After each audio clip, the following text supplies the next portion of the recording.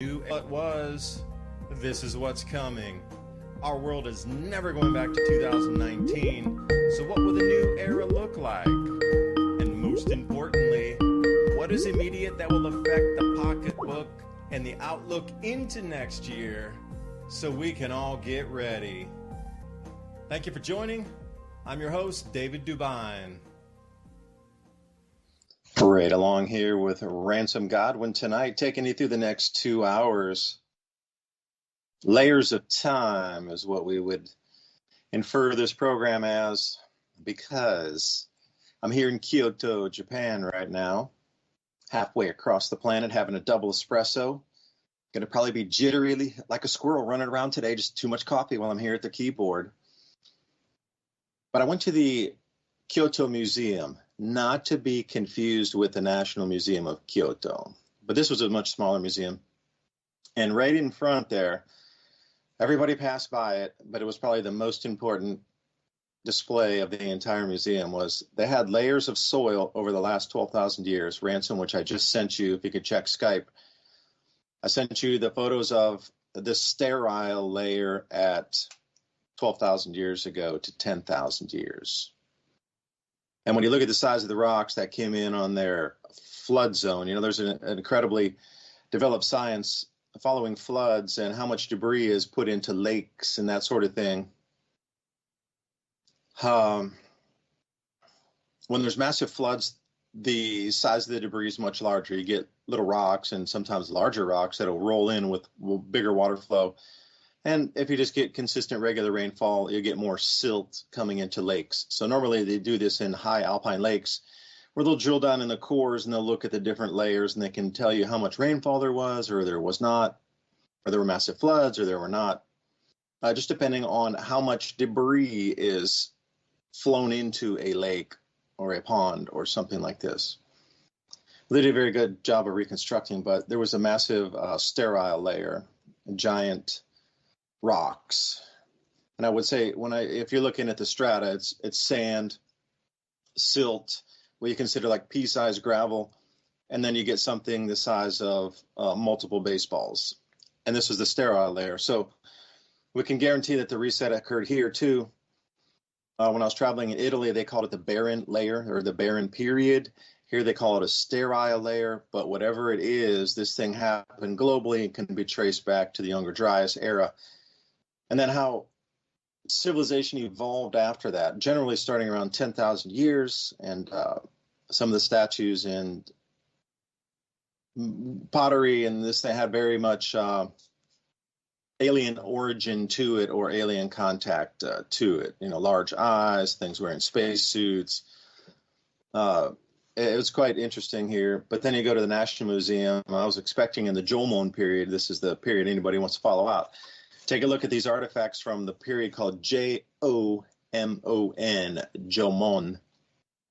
I was expecting their National Museum here in Kyoto to be loaded with that stuff. And all they had were arrowheads and a couple like stone tool implements, which they said they didn't know what they were used for. So we're going to talk about that tonight, the resets through history. Can you map them out? We're at another one. And how do we not only get ready during these times, but thrive? So, Ransom, I sent you the photos. Hope you got them on there on Skype. And it's going to be a great program, man. What are you seeing in the realm of distraction to keep you from not noticing these, these changes in front of us? I think they're rubbing it in, how much changes are, at this point. I mean, just a quick look through the headlines and you see some pretty crazy stuff. Just like every week we talk, before you gave me a title, I was going to name it 2024, the year of shock, because they're going to keep shocking people. Here's a good one right now, because, you're talking about the reset and, these collapses of not only environment, but any civilization that was going on. It seems like they're trying to train us for the Matrix now. Mold on the menu. Scientists create surprising meat replacement from mold. So bugs and mold, right? And that's kind of gross. But, we just live in the greatest of headline times. supposedly like 50 sorcerers just got killed in Angola. Alleged sorcerers. They say about 50 people died in Angola after being forced to drink a herbal potion to prove that they weren't witches. Sorcerers. Does that sound familiar? Throughout time repeating itself there? Oh, my God. Don't drink the Kool-Aid. Don't drink the Kool-Aid, please. If people are trying to make you drink the Kool-Aid, don't do it. And, election disinformation takes the big leap as AI is being used to deceive worldwide, according to the experts. And this one's great right here. We've been talking about rewilding and the creation of new human species and all kinds of stuff.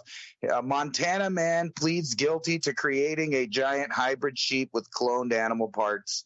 He took some testicle cells and some other stuff, and he made a hybrid giant sheep, crossbreeding different species together. I think the one that he got, and this was for the purpose of hunting, right? But this is another one in a long line of not only programs to put animals that are not around anymore. Like, there's several of the viewers have been sending me a bunch of them on Twitter, because after, I guess, hearing us talking about that, they started seeing the headline pattern of reintroducing like wolverines and all kinds of other little animals back into niches, and you might think that that's great. They used to live here. The problem with that is that environments change over time, and then they balance out. And then when you put the animals sometimes back in there, it flips to a new extreme until it balances out again. But these sheep right here are Asian Longhorn, and they're mixing them with the native Longhorn in the U.S., trying to create a bunch of animals so they could go shoot them. Here, I think I got. Yeah, because Ransom, you can always find cloned sheep parts in the closest 7-Eleven. It's so easy to find. Right. It says you sent me media, but I don't have it. It didn't come for some reason. It's there. It's Skype's really slow. I'm on a VPN, and when I moved away from Skype to actually pop into a couple windows for news stories, you know how when you move away from Skype, it doesn't send your message. So hang loose. It's like 50% sent to you. When you see the layers, it's going to blow your mind. Sometimes these things that are innocuous and they put in the front of museums or in the back. And I went to Kyoto National Museum, and they had something that was definitely a remnant of a prior era there in terms of buildings with, ether harvesting antennas and plated copper roofs and these gutters that we've seen through time, with the most ornate gutters that were from a different time period, still intact, but that's coming. It's about 50% sent. They're large images. I didn't compress them because I wanted you to see if you wanted to dive down into the granularity of the layers, but it's of utmost importance to understand these cycles repeat. Yeah, and that's cool that you're getting to look at the Jaman culture or Ainu, really. The original. Yeah, the Jomon is how they say it. Jomon. All right. That's really weird because for, decades, the main population of the Japanese they kind of shunned the Ainu people and the Ainu history. And there's literature written by Japanese scholars about how they're an Asiatic lost Caucasoid tribe. And then recently, when they did their DNA testing, they found out that, that's the origin of the samurai. That the people that they were shunning are actually the original kind of sprout of the culture there in Japan. And now they're accepting it and accepting the people and the history and all of that too. It's pretty cool revelations going on over there in anthropology. And not to mention that, I was wondering if you got a chance to see any of the buildings with the like hexagonal multi-sided masonry like they have in Cusco and other places around the world, like Greece, Egypt, and Japan is one of those places that has that kind of masonry that looks exactly the same as on all of the other continents. But it's right there on the Japanese island. And then you also have that giant megalithic altar type thing off the coast there. So some big things were happening in prehistory around that area. All kinds of different peoples. They're having to reset the clocks on everything. So I was doing research I was going to make a video about, the mystery of the big brain event that they talk about in human beings. and they're having to rewrite all of their literature because they had placed this one of these events only 35,000 to 40,000 years ago, and now we're seeing that Cro-Magnons were walking around for hundreds of thousands of years now, according to gene evidence, alongside Neanderthal and Denisovan, at the same time interbreeding. And, you know, like I recently did one of my own DNA tests, and I happen to have one of the oldest mitochondrial DNA haptype groups that comes out of Central Asia. It was pretty cool. And so the only other people in the world that share my maternal haptype, they all live in southern Russia, and it's trippy because they're all Asian-looking people today. I think they're called the Atlians, I believe, and it's right there where China, Mongolia, and Russia all meet together. And in the gene literature, they're talking about 65, 70, 80,000 years ago. And, you know, some of these old theories about when we got smart, when we developed language, when our brains increased, when the neuron connections increased, they have no idea. They're going to have to rewrite everything. It seems like even the genetic evidence is showing that there were modern humans living hundreds of thousands of years ago on all three continents, Asia, Europe, and Africa, and possibly even had, judging by the peoples of Australia, these admixture people, that includes all three groups of the main human groups in these three continents, or actually 4 or 5 to get technical. We're moving through the islands and all over the Pacific, all the way down into Australia. Australians have the Aboriginal people, I mean, not the new arrival European people, but the Aboriginal people have a high percentage of Denisovan DNA. And I recently did mine, and I paid a little extra to get the archaic I forgot what they call it, but basically it's like the scale of how much archaic DNA you have. And according to them, I'm 0.029 Denisovan and 0.196 or 1.96 Neanderthal. And I tested positive for several Neanderthal genes that they have a lot of studies for, including dark skin and, you know, like some other stuff. And I'm going back through my genealogy, finding out that what people think is their history, not just me, but other people. I'm reading all of this other stuff. They're finding out their histories of oral tradition of where they think they came from may not even match, the history of their DNA and where their ancestors were going all over the globe. So that's pretty interesting stuff. And we know in Japan was one of those centers of high technology in the ancient past, and maybe you might see that. I know that at the imperial house, I forgot what the exact name of it is, but the main imperial building where the emperor used to live, down at the bottom of that is for sure one of those masonry foundations that looks just like Cusco, Greece, Egypt, and other places with the multi-sided, no mortar, three-dimensional blocks that fit perfect together. I don't know how they did it, if they were melting rock or using magnetics to bend it, or, who knows what they were doing, but it is a lot of evidence of, these cycles that keep going. And speaking of that, back into, our cycle, they're bringing back stuff to not only scare, but it's seemingly to infect. And there's two possibilities here. There's real people going out spreading old diseases around. It's just a conspiracy theory. Or two, the earth periodically and cyclically goes through exact conditions right for different life forms on earth. And why wouldn't we think that they would be the same for microbes, funguses, bacterias, and viruses? The same as it is for animals, because the same thing. And there's a bunch of articles right now talking about whales in places they haven't been in hundreds of years, and animals returning to nature that haven't been rewilded, or at least publicly rewilded, but they're just popping up here and there, haven't been seen for hundreds of years. So possibly, just nothing to do with man. These cycles are going around that are bringing in us stuff like experts warning about leprosy isn't an ancient history, as is cases surge in the U.S. We have returning typhoid and dengue fever.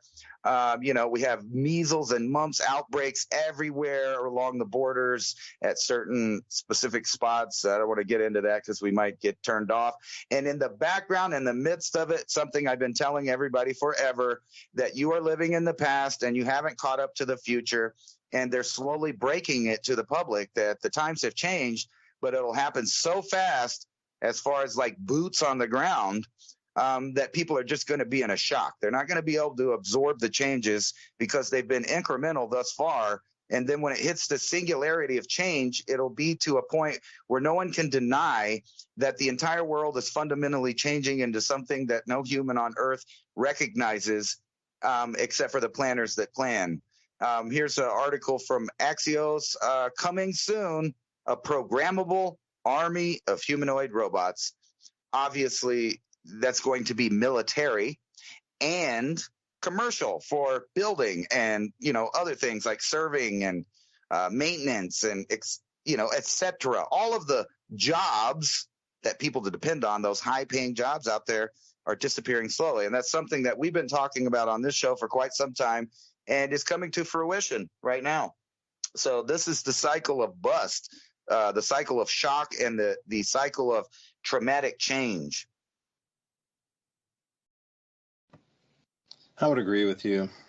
I mean, if we look back and see how many times these resets have occurred before, is it anything new? No, it's not. It's all the same. It's all a repeat. And that's why we're not taught this routinely, is because if you knew it was a repeat, then you wouldn't go out of your way to live your life as it was linear, where you're born and things move forward, and there was once riding horses and now there's rocket ships, all in a couple 100-year period. And then I'm wondering, over those 8,000 years, looking at some of these layers, which I just say, Ransom, all the picks came through for you there. But when I look at some of those things and all right, well, what do we do in 200 years or 300 years? Then where's the other 7,000, 700 years of disappeared time where they was using sticks and stones? And I really, you took that long to move from sticks and stones into wheels? Come on. It just doesn't even make sense. Not only the pre-Younger Dryas impact, like that society 14,000 years ago coming out of the Ice Age. Okay, that's one thing to contend with in itself. A lot of thoughts there that might be interesting to go down that route. But even post-Younger Dryas, where these soil layers are coming from after the barren period, which is talked about in Italy, or the sterile layer here in Japan, all the same. But after that happens, then did just humans stop? Did every ingenuity and creativity just stop for 7,500 years before they start doing something 3,500 years ago? And then suddenly we got these most beautiful marble statues. We come out of complete nothing, living in mud huts, apparently, the way the story goes. Hunter-gatherers, and then the very next 100 years we're putting up mega cities with mega columns of white marble and the most beautiful carved statues and things that are near impossible, and what you consider using stone masonry. And where did that jump come from? You look back and something is definitely amiss with the timelines. And, it being a cycle in itself, magnetic field lines, that explains where a lot of animals have come off or come into the wrong place. The magnetic field's definitely changing on our Earth. It's been changing for a while. That's not even new news.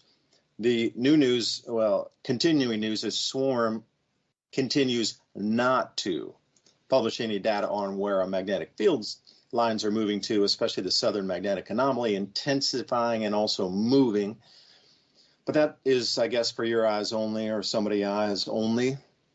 But that would explain a lot of where animals are in the wrong place, where birds, bees, butterflies migrate to the wrong places. Bees, they use the same magnetic field lines to determine their place of origin when they fly out from the hive. If that were to move because of an earthquake during the day, they might very well end up in the wrong place, even by feet, or 100 feet, 200 feet.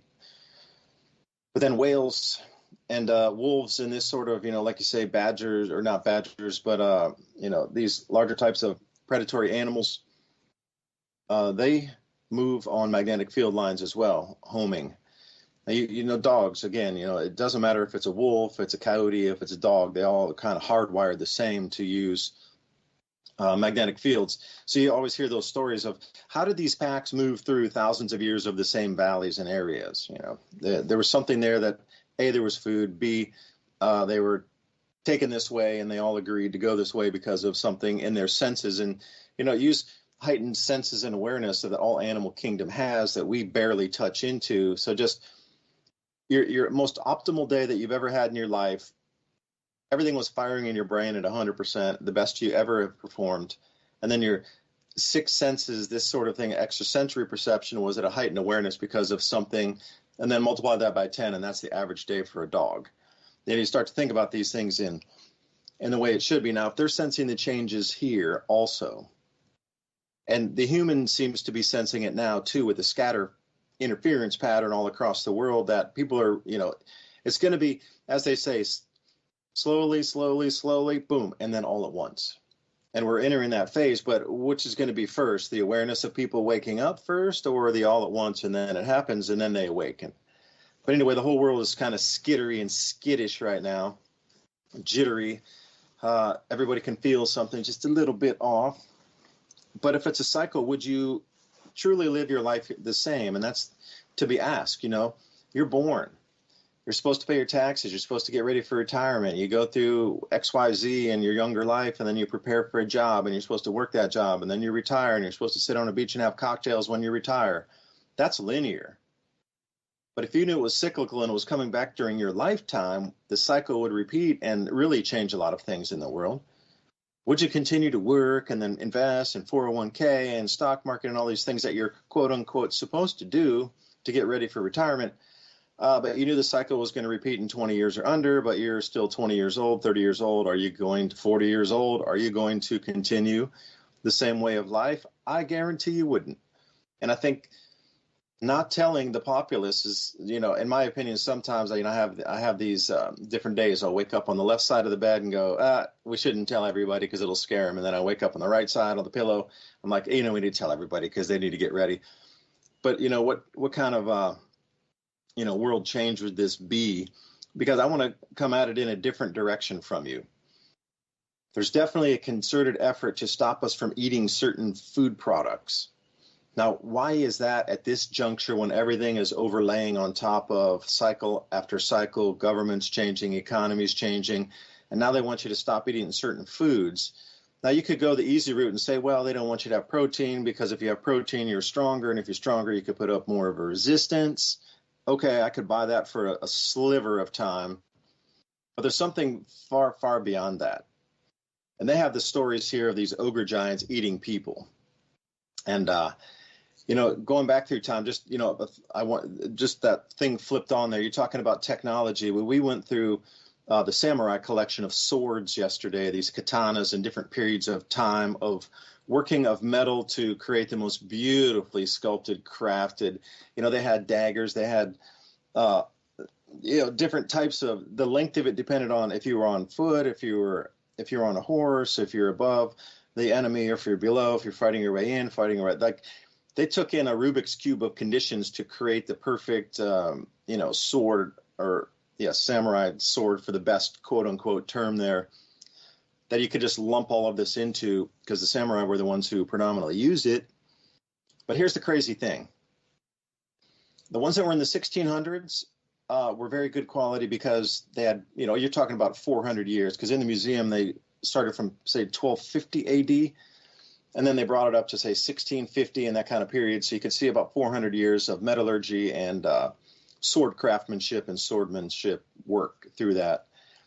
But some of the stuff in the 1200s was far, far, far better than it was in like the late 1500s before they got to sort of really precise in the mid 1600s, which makes me, you know, kind of wonder, like, how are they producing better metallurgy, metal quality, blade sharpening skill in 1250 AD than they could in, say, 1600 or 1550. Like, you know, there was some kind of drop back there in terms of technology and workmanship, where it kind of reached an apex, say 1250, let's say 1300, because some of the stuff was in 1330, 1329. That era was like the most precise lines, and you're talking about the thickness of a blade. So if it's not exactly to the perfect thickness, well balanced and weighted, you're going to have to sharpen one side a little bit more to get it to come to a perfect blade angle. Or there might be some little bit that you might have to sharpen more where it won't be a perfect line across the sharp edge about halfway up the blade, the width of it, not the length. But when you go back to some of the stuff, 1250, 1300, I mean, it is the most precise line. It's almost that damn like laser generated sharpening lines, And then you come up into the 1450s, 1550s, and it's all over like a drunken sailor where they're trying to sharpen that. Because it wasn't as precise on the metallurgy, so you couldn't get that cleanest of cuts. They got it really incredibly sharp. I mean, that thing will cut through paper without even thinking about it. But the way they had to sharpen it a different way and be like off center a little bit to cut, there was a step back, and and it matches up, Ransom, with those images I sent you there and the different periods of time. Like there was a setback in time there somewhere. And that's the whole thing about it. I'm starting to find some of these, how do you say, replacement times or reset times based on just what I saw in terms of how they had the quality of the metalworking. And that was called the Muromochi period. So I'm up here on just the periods in Japanese history. So the Muromochi period, that's right there at 1336. So that Kamakura period prior to that, 1185 to 1336, they reached some apex there for, at least working metals and having that skill. So you think about the skill level of a blacksmith and, coming into combining different metals for strength and hardness, alloys, like they reached a very high point somewhere in the 1200s. That collapsed during 1336 to 1573. Like there was a setback. And then once it comes forward and you get back into the Edo period, then you start to get more military action. And once you move forward from that, it's just continuous shogun wars or, shogun battles trying to control territory. It's very interesting how prior to 1185, there weren't that many people around, so the battle for resources was not that intense. But as soon as you come into the 1600s, oh my gosh, everybody was fighting for every square inch. And an interesting thing in that Edo period, which overlaps into the Maunder minimum period at, let's say, 1640 to 1700, there were famines, there were riots. It was continuous battle lines moving back and forth to try to control food resources in food growing areas nonstop for 100 years. So again, when you start to pick out these periods of stability or instability or change or reverse in technology, it's so clean here to pick it out in Japan because they really wired down their history. And China's very much the same way too. Now, Italy, it does go back, and there's a lot of history with Rome and, the ancient Romans and the Greeks. And like I said before in the program when we were there, a guy I talked to who's super into history was telling me that when the ancient Romans went there, we're talking like North Italy and Palmanova and Verona and these places, that they stumbled across cultural layers beneath them already. So it's like nothing new on this reset. It's just, can you ping the time of it and the intensity of it? And then you ask yourself, why is the world changing today so much? So in my opinion, this is just my opinion, I think the new period has been pinged and wired in on when it begins, when the apex of it will occur, and the intensity of the change this time. I think that's already been figured out. And what we see out in the world is a result of that, of governments posturing for these same changes once they understood the intensity of it. So my question to everybody listening tonight would be, the amount of change we're seeing across the world with economy, government, society, the breakdown of supply chains, the starts of wars, etc. How intense do you think this cycle might be? Like from a 1 to 10, the amount of change we're seeing, where does that fit into the layer of how intense this might be for our world? That would be more my question, because it's written in the stones. And one last thing, Ransom, the major stones you're talking about, Osaka Castle has exactly what you're talking about in some areas of the walls. Some of the megalithic stones are like 30 to 50 tons. some of the areas have what you're talking about, sort of maybe not all exactly hexagonal, but there are areas where the stones look like they've been sort of melted together as a poured substrate. They didn't use concrete or any kind of binder in there. We consider like mortar concrete today, a better term. But then other areas of the walls are just so thick and so gigantic that you got 30-ton blocks just laying on top of each other, like it's not going to go anywhere. They've had earthquakes for thousands of years here, and these walls are still intact. Because you cannot tell me some 1,500 years ago that they're moving 50-ton blocks around by horse, uphill, across moats, into the center island, which resembles sort of a portion of a star fort. Some of this stuff is so far beyond our engineering capabilities of today. I want you to move 100 of these stone blocks, but each one weighs 50 tons, and then some of the larger blocks there were in excess of 300 tons. And that's in the walls of that Osaka castle. So, try to explain some of this. And you talked about the underwater Yonaguni Island. Well, I found those maps in Venice of the sea level that was about 300 feet lower than today, 200 feet lower, which showed a lot more land around the Japanese island. It showed a lot more land around what you're talking about, Yonaguni. That's all those islands that are just barely sticking up or just giant masses of land out there. Taiwan was much larger than it was. The coast of China was very, very different, way further out into the channel. But the sea levels would have been substantially lower, 200 feet lower. Like, who had maps of 200-foot lower sea levels, unless we're talking about a previous civilization? And that technology or that mapping capability, again, which is incredibly difficult to do, got passed down, and then we kind of rediscovered longitude, latitude. Eventually, well, longitude was the one of the hindrances to shipping going back, let's say 1200 AD, 1300 AD. They couldn't figure out the longitude.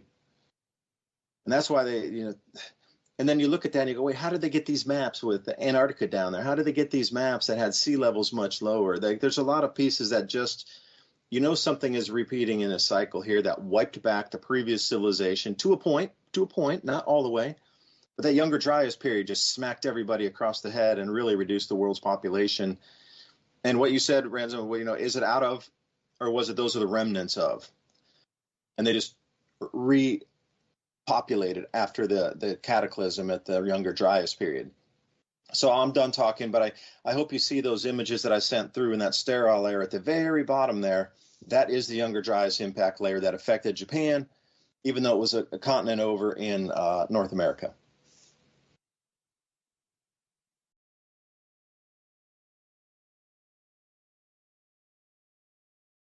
Yeah, looking at that, you could tell. Look at all the rubble in that layer. I mean, and then when you look at the other layers above it, you see something that's totally different. You got that fine sand and all of that other stuff.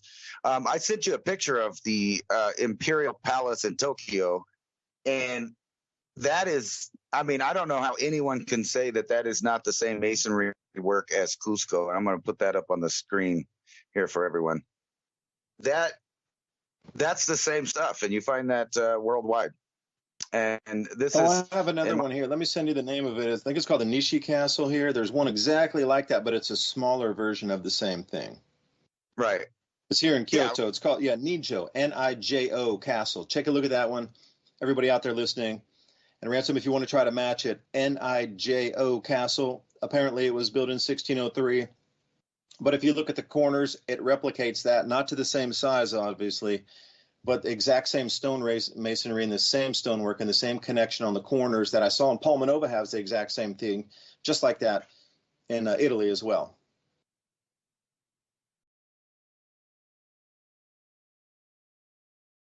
Yeah, I see that there. I'm looking at it. You can tell that some of it's the same thing as everywhere else you go. Like if you go down in South America, you find this, super impressive, megalithic, big block, no writing, massive creations. And then you have cultures that just show up and, well, I mean, why wouldn't you use it if it's there? I mean, it's pretty obvious that you would use that if you came along. And I think we're at that cycle right now where they're about to cover us up. And, I keep harping on this, but we're now in that era where they don't need mothers and fathers. They don't need animals to procreate animals. They can create a food substance, like the Soylent Green or any other thing. I mean, just imagine all of the little ideas that they put out there in the past movies. And now we're looking at headlines that people might not bat an eye to. But think about it, if you were 50 years ago reading this headline about mold on the menu, how AI is controlling people's minds. We're killing witches in the same era in different places, and people that aren't even billionaires are crossbreeding different species and cloning them, making giant hybrids, which shows you that all of these stories about chimeras and different things in the past are not that far fetched, right? Here's an article right here from the Wall Street Journal. Doctors can now edit the genes inside your body. That's where we're at. And then they're spreading these fears, or actually spreading somehow diseases, leprosy, dengue fever, typhoid, all of these things that are pretty much in the past, measles, mumps, chickenpox, right at the same time as, they're telling you that we can just program an army of humanoid robots. And then at the same time, we're going to build us some pleasure towers and mega cities for the elites, but you're not going to live in there. But they do want you to live around it so you could stare at it all day and worship them. So here's one out from the Sun: Pleasure Tower, stunning plans for a $12 billion skyscraper casino that would change the iconic New York skyline forever, but only after they get a law changed. I bet they'll do that. And then here's a good one of the sign of the times of cycles: Titanic replica plans to resurrect, and it could set sail by 2027. And then here, let's talk about this. Ransom, please hold for Dallas a second. Yeah. Getting a couple messages that we're not feeding on Rumble. That's not a live feed gone. And the Twitter's not up and live at all either. So they're coming through on Twitch okay. And here in Revolution Radio, thank you for letting us speak tonight freely. But everywhere else is off the feed, so I didn't know if you saw that or not. Let me check it out. And I'll be right back. Rumble. Yes, Revolution Radio, thank you for letting us speak tonight. And if anybody else does appreciate free speech and for us to be on air talking, then consider a donation right here to revolution.radio. Many ways to donate. Those of you following the crypto space these days, you want to mail a check, awesome. PayPal pulled their accounts, unfortunately, but please look at the different ways to donate and keep our live stream on air here. So they do run the production costs and the, holding the website down here, and also combining and working with different streaming platforms, which also has a cost associated with it to get the message out to as many places as they can go to. But aside from that, yeah, I wonder why our feed got cut. That was interesting. So, when we're talking and then something like this happens and you go down on multiple feeds at the same time, you got to wonder, was it tech related or was it purposeful? Because you look at all these different laws coming in now of what you can say or not say, what's safe to talk about, what's not safe to talk about. Because I'm always making the joke that when I was growing up, the safest thing you could ever talk about at a party was the weather. The rule was no politics, no religion at a party, don't talk about it. But now, the most dangerous thing to talk about at a party is the weather, the climate. It's unbelievable how they've inverted everything. Where the safest topic is now the most dangerous to talk about. You kind of have to go with these landmines as you move through the cultural norms or the purposeful wall in front of conversation. And, if I might say something about the TikTok thing here, they're saying, it's a national security risk and you got to take down TikTok or whatever. Okay, well, Chinese bought how much of our farmland and continue to control how much of the meat producing capability out of the United States. Nobody's blinking an eye about that. Spy balloon goes over entire United States. Finally, they, take it out after it's crossed the United States. That didn't even care about taking down the spy balloon. Multiples now, not just one. And you look at that and you say, A, who's controlling the meat industry? 50% of beef processing is controlled by countries outside the U.S., but 50% of that, which is 25% of the total, is controlled by China. So if you want to talk about a risk to national security, 25% of the meat supply being controlled by a foreign adversary or a foreign nation, however you like to label that, that's something to look at versus TikTok. Well, the reason the TikTok thing is, I didn't know about their metrics, and their algorithms and thing.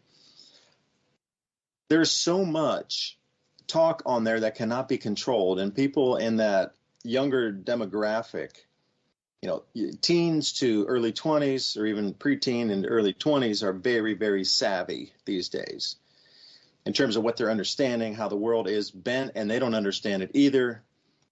So the only people that are caught up in this mix and mess of our world that really have drunk the Kool-Aid are those between, say, 25 and 45 or 25 and 40. In there, that kind of 20-year period of Kool-Aid drinkers has been so ingrained, and then they're sort of getting into positions of power a little slight. Okay, you're a teacher, you're a head teacher. Okay, maybe you're your first, second, third year university professor after you graduated. Okay, the Kool-Aid drinkers are now in these positions to try to push their thoughts down into the rest of the society. Well, the kids don't understand it these days. The younger generation doesn't get it either. They're going, this is madness. But this is where the discussion is on TikTok. Freely, there's no censorship over there except for like climate. Unfortunately, that's one of the things they're very heavily censoring on is climate debate stuff. But in terms of politics, there's no censorship over there. So it can just like fly freely. Whatever they say. And then, the more their algorithm, the more something gets popular, the more it's pushed, obviously the way it should be. Discussion should be, in our society, the more popular it is, the more it should be discussed, because obviously it's something that has relevance, or else it wouldn't get to that snowball effect where that many people are talking about it, and it's that important of an issue. But on TikTok, it is not firewalled off for the political discussions. So whatever's over there, 90% anti-Biden. Okay, well, for them, obviously that's a problem because they're coming into an election year. You can't have everybody bad-mouthing the president, can you? So when you look at this TikTok thing, you look at it with you look at it through different colored glasses here. We got the same country buying 25% of meat production in America, controlling umpteen million acres of farmland, and then somehow the streaming platform is the problem. We got, a huge amount of things where the interconnection of China into Washington, and we can't talk about that, obviously, but you can see where that all, dovetails as well. So look at this TikTok thing in a different way. And I'm trying to make sense of it too, because the food supply keeps coming back to the food supply again. And that's the reason I was talking about it. So when Ransom's, okay, it says it's live. Let's take a look here. So thank you, Ransom, for figuring out our technical glitch there. Let me go on to the live here and see what we got. It still doesn't show my end live. It just says 7 days ago was our last post, but it might post up later. And Jero, thanks for telling us about that. Appreciate it. Jero helping us here from the Philippines tonight. Also keeping an eye on things, running the Twitch feed, making sure we're all sussed away. But I'll read the headline to you. American cattle rancher, risk of being run out of business, and then he comes up with his own op-ed piece. Your meat is being imported. 4 largest mega corporations now own 85% of the entire industry. 2 of them foreign-owned. 1 of them's Chinese.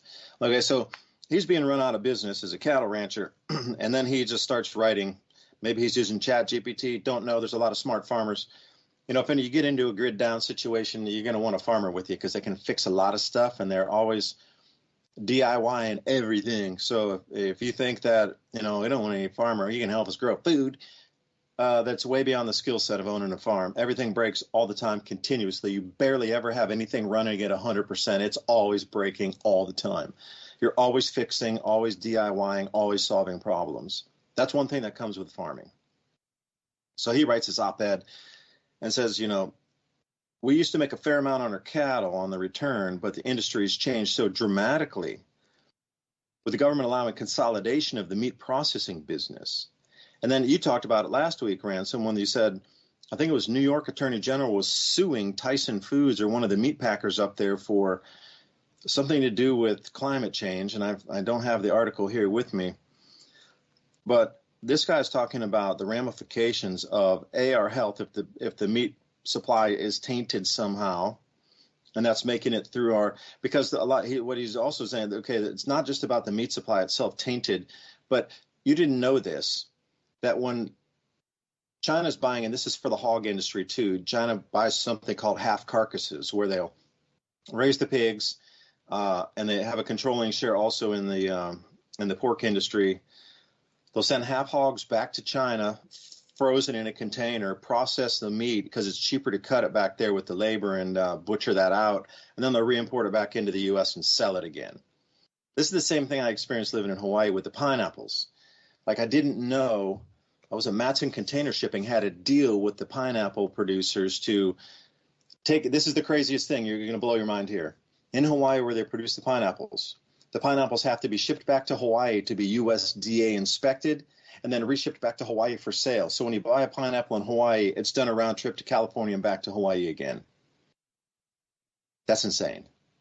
But a lot of the pineapple production it's a one-way trip. You know, it's harvested, sent to the mainland for processing.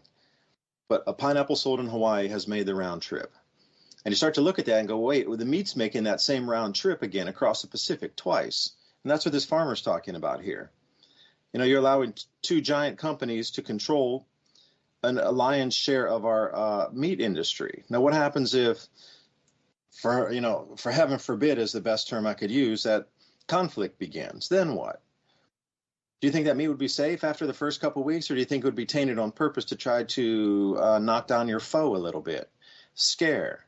You know, that was the whole thing about the Japanese balloons that were sent over here and it kind of landed in the West Coast in World War II.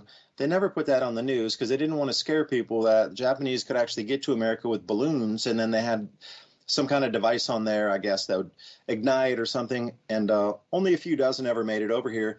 But you never heard about that until after the war was over. But they didn't want to scare people during that time that they could reach over here. It was like out of reach. America was out of reach, you know? So we got 85% of the, just even in a fact of this, 85% of the meat industry in America is controlled by just 4 companies. 2 of them are foreign owned. Just even that number alone of 85% of everything controlled by 4 companies. That should send signals too that, wait, we need to do some, we need to start breaking that up again. Remember the AT&T monopoly back in the day when then AT&T broke up and they were forced to break up? Government forced AT&T to break up because they controlled so much of the industry. Well, I think that needs to happen again for quite a few industries that we exist or look at in. You know, meatpacking perhaps being one where they can't consolidate the entire food supply under a few companies. I mean, you look at Procter & Gamble and all these things, and they're great, and they make a lot of product, but they're monopolies also. Everything's a monopoly today. We've allowed monopolization of every single industry, and then it's intertwined with government as well. So government's dictating to these, monopolistic industries what to put in, what not to deliver, how much to deliver. And then, now who's going to watch the watchers? That's the question. Where the watchers need to be watched, so then we can break up these monopolies of food production and then, get our food production back into local hands again. That way we have a safe food supply. Not TikTok, food supply. So anyway, Ransom, I digress.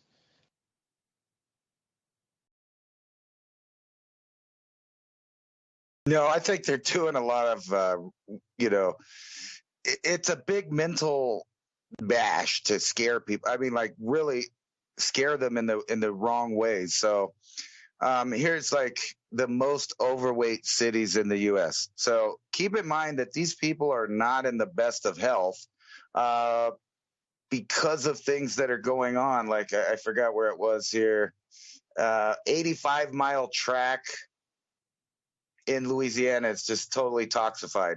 85-mile stretch in Louisiana known as Cancer Alley sees rates of disease and birth defects up to 7 times the national average in its 1.5 million population.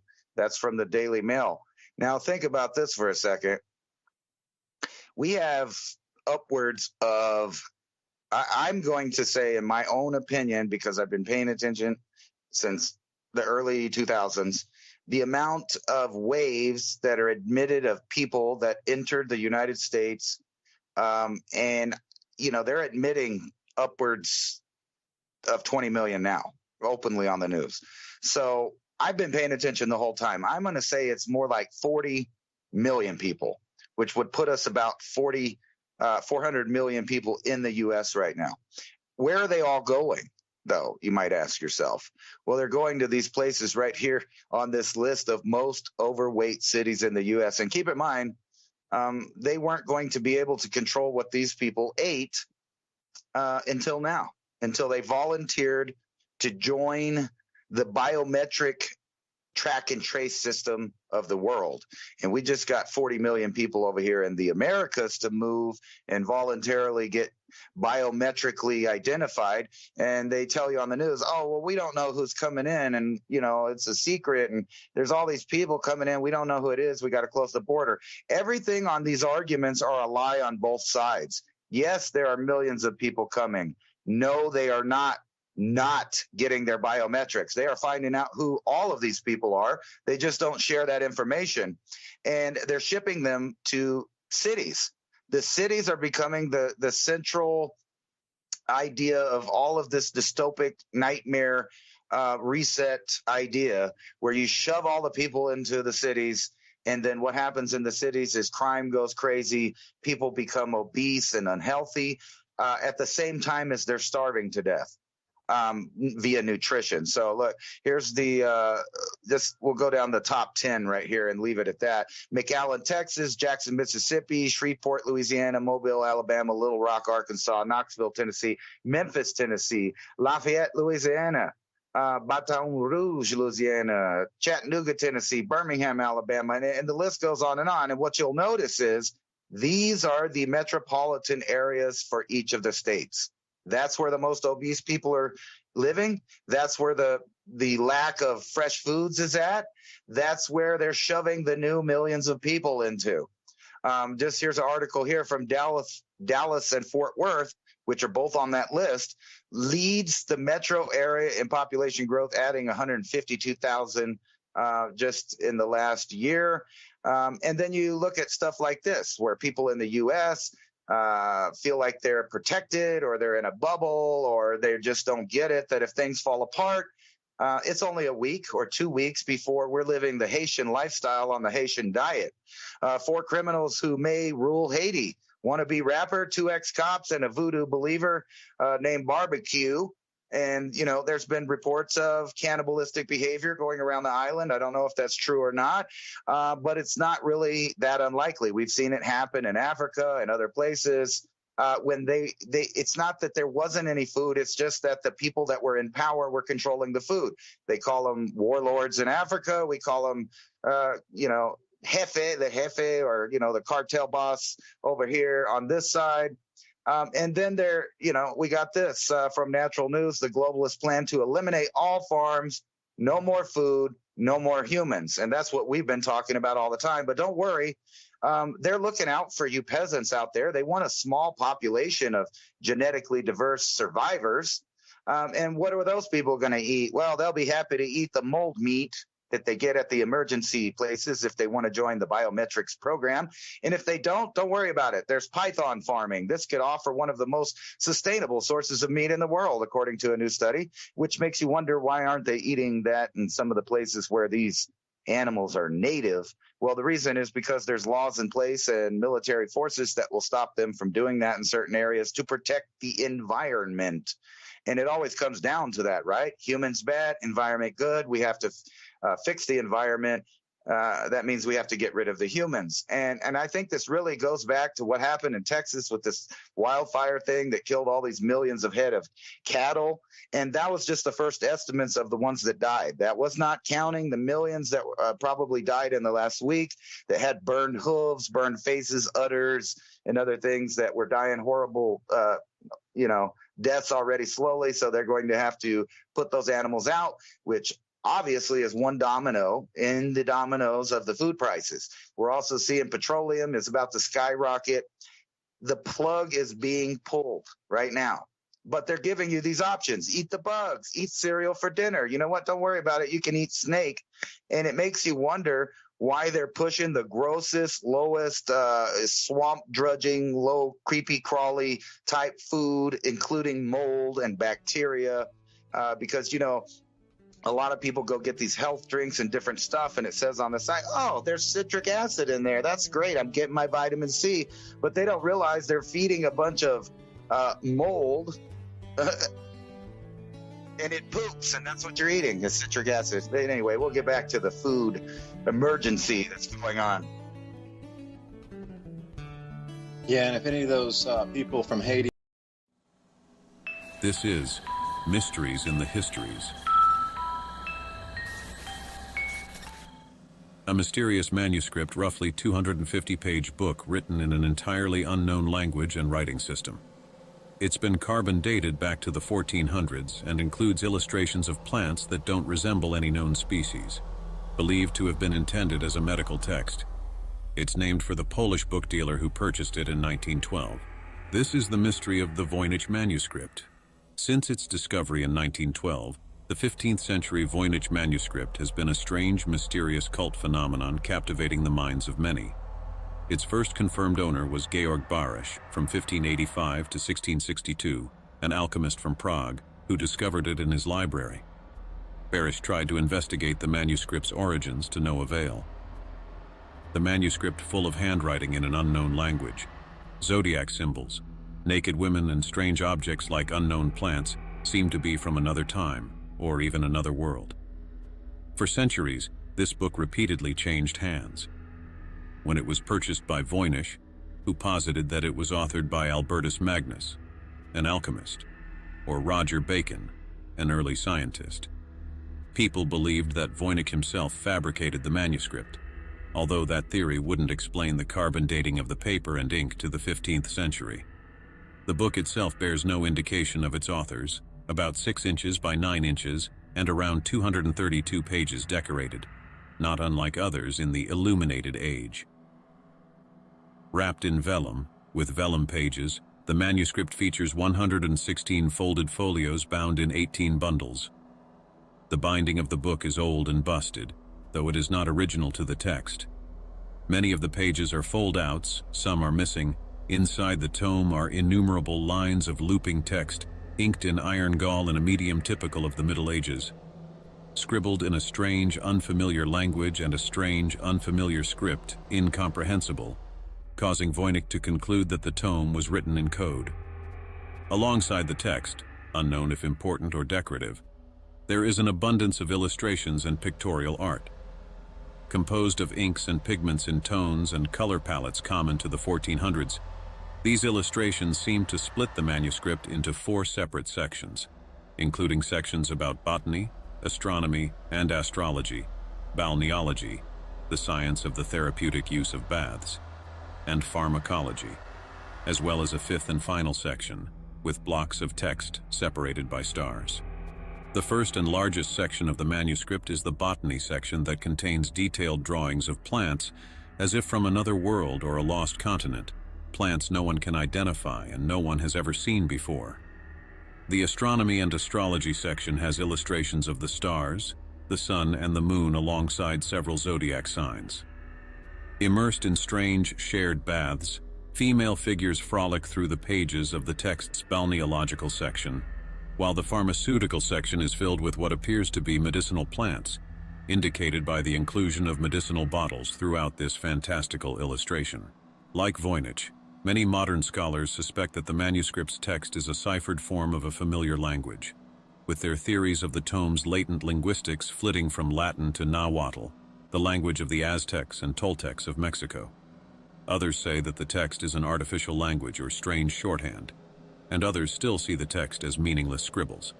The theories of the tome are, thus, all over the place, with no one opinion snagging widespread support. The Voynich manuscript continues to mystify medievalists and confuse cryptologists centuries after its supposed creation. It remains as impenetrable and inexplicable as ever. But is this truly one of the mysteries in the histories? To find out, sign up for our show notes. Sign up to our show notes email list and get access to longer episodes of Mysteries in the Histories just for signing up. Signing up for the show notes, you get behind-the-scenes thoughts and points we sometimes can't relay over social media platforms. Brought to you by ITM Trading.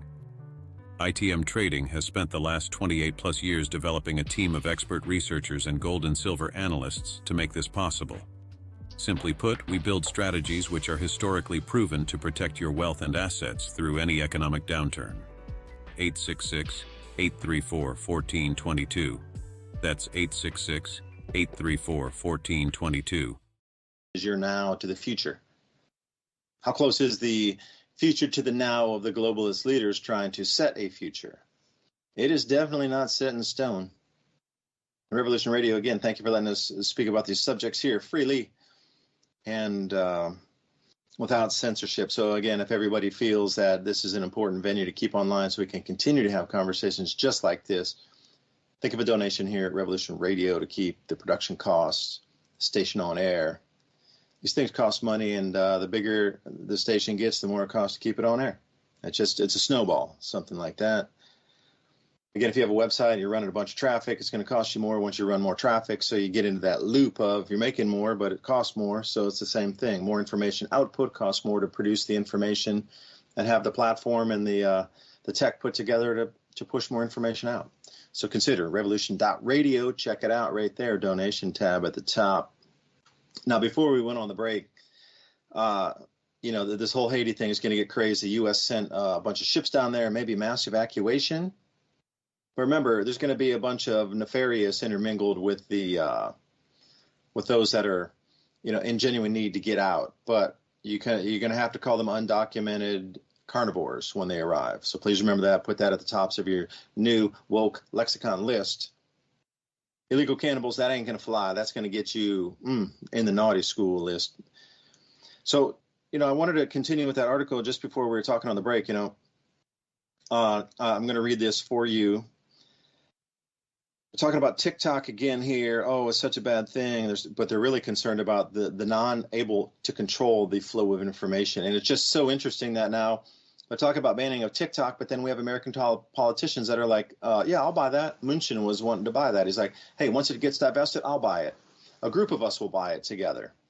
American politicians forcing TikTok to divest, but then the American politicians want to come in and then buy that. I would call that a conflict of interest to begin with, just saying. But then here they're so worried about China. I'll read it word for word here. Your government won't even shoot down a communist Chinese spy balloon or prevent communist Chinese government from gobbling up your farmland or stop the Chinese government from stealing the products you make, stealing the IP, reproducing them, and then dumping them back into your own market at below market prices and then driving you out of business. And there's another part here which we can't really talk about where millions were funneled into families in the United States, but nobody blinked an eye, not even batting a single eye about that. But whoa, when there's free flow of information that can't be controlled and the mind can be bent because people speak freely, oh, we got to stop that. Anywhere, there are no current controls anywhere else being spoken of except to control the flow of information, which should raise a bunch of flags to everybody out there. If that's the only thing they're concerned about is stopping the flow of information freely on a platform outside the United States, that people can talk about the United States inside, well, then that's a huge problem. Because then it's just smoke and mirrors. They're not really worried about TikTok. They're worried about you getting free information, the true information, and the public court of opinion will decide whether it's true or not. That's the whole thing. You shouldn't have to be fact-checked. Because if it is true information, then it will stand the test of time or be, called out by others for being erroneous, meaning fake. But that's not the way our world works these days. It's just the control of the things. Again, we're coming into this strange time. There's going to be a lot more control out there as we move forward. So you're going to see things happen, and your favorite sites might go down because you saw in the new law here the way they wrote it, apparently. Just to start us off, they put a foreign adversary clause within this TikTok bill, and a foreign adversary is now defined as a website that is, or app, that is operated directly, indirectly, or indirectly by a foreign adversary, or which is determined as a threat to the national security in the U.S. By who? Oh, wait, the president and the attorney general are the two heads that get to decide whether a website or an app is a foreign adversary or can threaten national security. Well, you could say the same thing about the climate debate. We could talk about the climate. Oh, no, you said the climate is not going to, the ice is not going to melt. Okay, that's a foreign threat because we determined and we already made. So this is so broad that they can close down pretty much any website host platform. And this is where it gets scary. And then they've written in a couple clauses for themselves and exclusives. Now, here's the exclusion. This should make your blood boil here. They want to pass all these massive laws, but the lawmakers writing this left exclusions in for themselves and then their own companies so they wouldn't be affected by this new law. I kid you not here. It's Part B, the exclusion. The term covered company does not include an entity that operates a website, desktop app, mobile app, augmented or immersive technology whose primary purpose is to post product reviews, business reviews, travel information, and travel reviews. So everything else outside the arena of just those four categories can now be turned on and off at a whim of somebody behind a desk with a woke agenda saying, we don't like this website, we don't like this company, we don't like this country, we don't like this country's websites coming out to let our citizens see free information. So, we got to turn it off as deemed a national security threat. That you might actually find real information about the state of our union is considered now, what? Misinformation. So again, I'll read you those four. So if you're inside this arena of bubble of protected website classes, I can't even believe we're talking about a protected website class. Oh my gosh. Anyway, it would be a technology protected class, I guess. The primary purpose of this, again, is to protect it. Allow posts of product reviews, posting business reviews, posting travel information, and travel review information. And then you got to look at those who are involved with crafting this law and see how they are involved with this type of information flow in the websites. Anyway, Ransom, that's my intro for hour 2. Thank you for everybody joining us again. We're just going to rumble through here. Join us on Rumble. We're over there live streaming along with Twitter, and we're over on the Mini Ice Age Conversations YouTube channel as well. Welcome back. It looks like we should be on TikTok, right? Because they're trying to ban that. And you're right. You're absolutely right about that. It has nothing to do with it being owned by the Chinese. Matter of fact, it's like two guys own 20% of it, the startup guys that are from China. The rest of it's a various group of international investors and stuff like that. So this has nothing to do with that.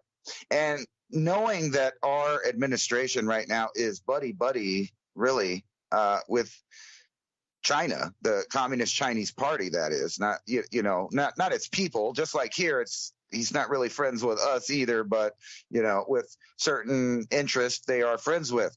And I want to throw this weird idea at you. You would go back to Haiti for a minute. So, and this has a lot to do with the TikTok so-called, ban. It has nothing to do with foreign interests or any other danger to the youth or, any of these other excuses. The bill is written to stop and stop people from being able to educate themselves through social media and other platforms, period. The election interference that you keep seeing that they're talking about on all of these articles is you being an informed electorate. And that's what they're afraid of, interfering. They don't want actual facts, knowledge, common sense, an ability to look at the view of what's going on in a certain area via different platforms and decide for yourself. That's what they are really talking about when they're talking about interference. They're not worried about some foreign nation. The CIA has been setting up elections and making elections fail for years. They've bragged about it. People have written books about it. It's a big game that they've been doing for a long time. The United States is guilty of it numerous times, rigging and messing with elections, including assassinations, all kinds of stuff. So the joke that they're worried about, TikTok influencing elections or any other platform for that fact is a joke. The whole thing is about censorship of each and every individual human being so that they can't see and make educated, informed decisions about topics for themselves. Even if they're wrong, they're not able or allowed to get a message out. And then I want to throw you some, mind game right here. Let's say Guantanamo Bay, Air Force psychiatrist, ISIS, and Haitian migrants. What do they all have in common?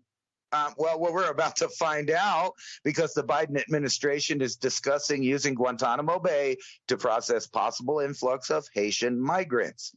Now, if you don't know what I'm talking about, you should look into the years between 2003 and maybe 2011 and search the keywords Air Force, psychiatrist, ISIS, and Guantanamo Bay. Do your own research, and I'll leave that at that.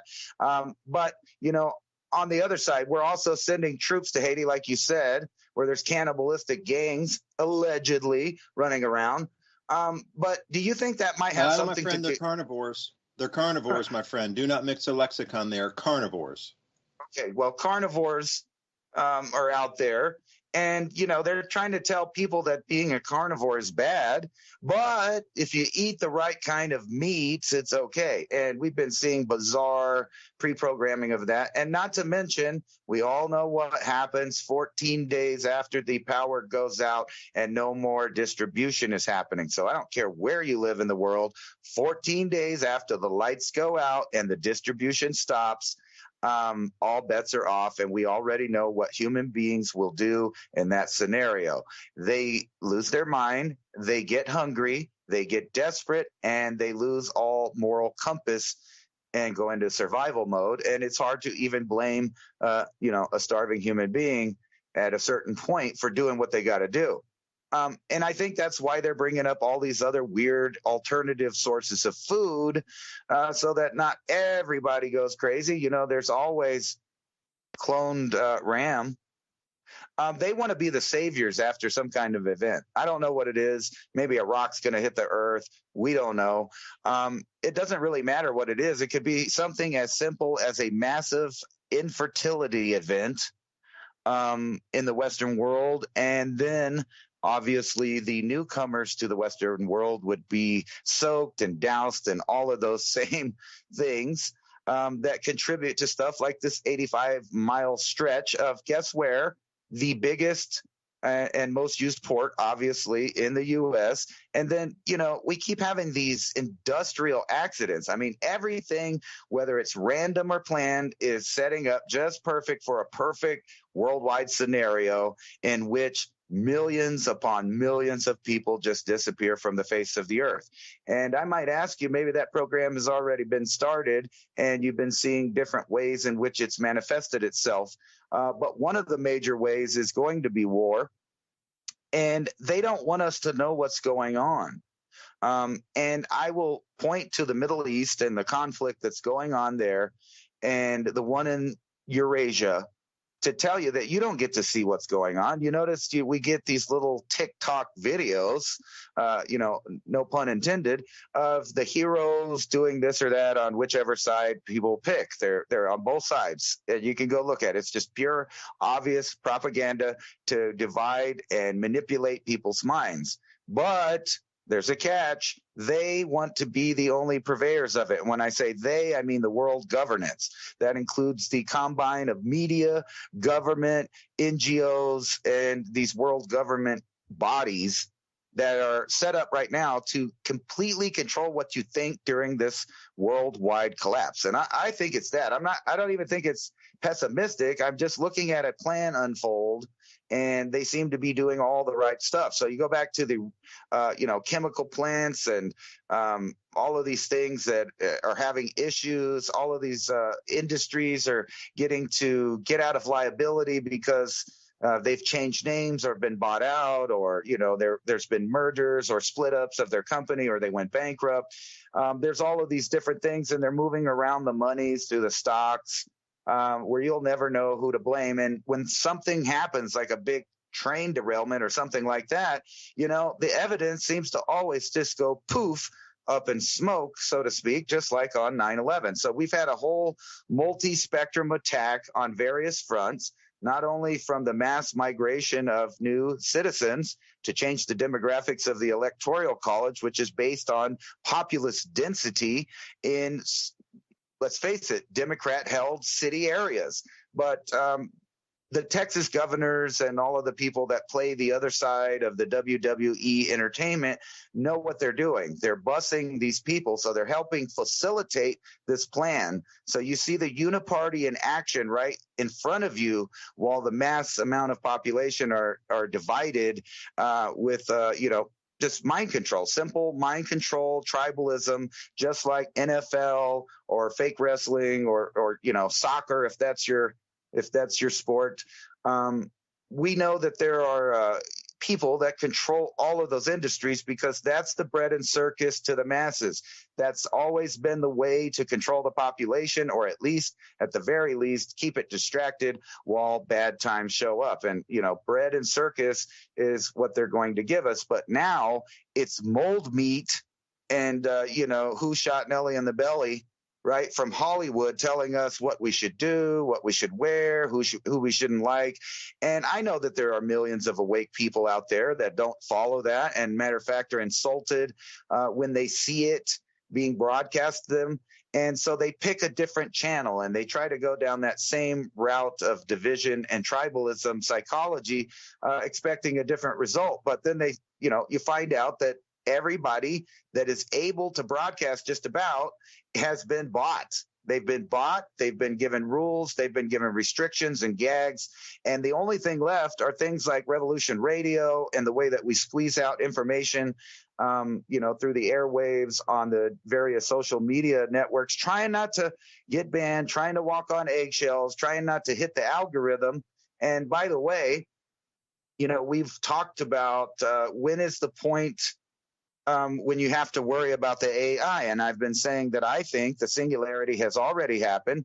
But according to Bloomberg, this gold medalist coders build an AI that can do their job for them. What does the AI do? Well, it can create websites, video games, and apps. Now, when you combine this technology with the new powers that governments around the world are trying to give themselves, you will realize that we now live in that proverbial matrix of a completely AI-run fake society, or, not a simulation, but a dissimulation of fake wool over the eyes of everybody. And everything that you look at from history to anthropology is being manipulated to pull the heartstrings and divide, conquer based on trivial differences amongst the hybrid species we call Homo sapien. And they're doing a good job at it. So now you can look forward to AI that creates AI. We knew it was coming. We were wondering when, and now there's some kids bragging about it. It looks cute, good for them, sounds like a great idea. But we know that they're on the rung. They're not at the top of the field of cybernetics, robotics, or AI. Those fields are in black budget projects that are not available to the general public. And how they incrementalize and brainwash is to release or allow someone to come up with a new invention that does something that they already do. And that way they can start implementing all of these things right in front of your face without you questioning it, because you feel like an educated sheeple. And, you read that on an article. So, oh, yeah, I knew that. Yeah. But do you realize that they've probably doing it for decades, and that everything's played out, including these wars, famines, and seemingly, the pestilence and disease that goes around too. If I don't, get too bold, I think all of these things are being quantum computed at a quantum level. They're being computed now on how to roll out the new reset of humankind. And I think that singularity that everybody's waiting for off in the future is happening now, while they show us Hollywood entertainment and stuff that's basically showing you what they could do 20 years ago in a futuristic, brightened way, so that it looks dazzling. And it's kind of like the joke about what they used to say, that no one would ever fight for their freedom as long as there was like 101 Baskin Robbins ice cream flavors and 200 cable channels to lose yourself and immerse yourself in passive entertainment, which is what the percentage of everyone is watching. Even if they're watching the news and they feel like, they don't watch the drama TV, they are watching the news, and they are watching the news shows, and they are reading the articles, a lot of which is being written by that same AI conglomerate of, the top stockbrokers and stuff that we don't know about, the companies that are trading money back and forth, that goes into the deep state and the black budget projects that have the same and better technology. And what I can see that they're doing now is they're giving all of these options of a change of lifestyle for human beings. Do you want to eat the snakes and the mold meat, or, do you want to eat people? It's just green rafers. We're all carnivores. We need to eat meat. So what happens when the food actually stops being produced? They're conditioning everybody right now to deal with those scenarios. And I actually think the whole zombie phenomenon of the past 20 years in entertainment is a lot to do with this predictive programming about this upcoming event that we're about to deal with. And I think it's like real close, because you just look around the world, things are falling apart. It's a bubble that's bursting, and it's a planned popping of that bubble because they want to transition power into new areas. And one of those is to be not just your government daddy, but the actual biological daddy of who gets to live and who doesn't. And they want to be worshipped as gods. And I think they're getting to the point where if they reset good enough, no one will remember any of this stuff that was pre-reset, just like we don't know what was pre-Diluvian.